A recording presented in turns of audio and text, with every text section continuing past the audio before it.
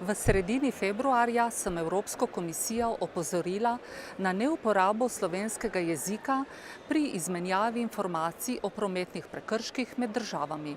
Kar nekaj Slovencev je v zadnjem času prejelo obvestilo o prekrških, storjenih denimo v Italiji in v Avstriji, ki so bili le v italijanskem oziroma nemškem jeziku.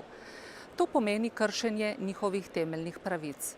Direktiva o lažji čezmejni izmenjavi informacij o prometnih prekrških, povezanih z varnostjo v cestnem prometu, namreč določa, da morajo tuji organi v pisnih obvestilih o prometnih prekrških uporabiti jezik države registracije vozila ali enega od uradnih jezikov države članice registracije.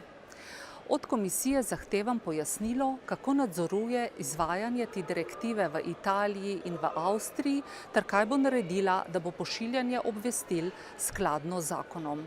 Ko pojasnilo komisije prejmem, vas bom o tem nadalje obveščala.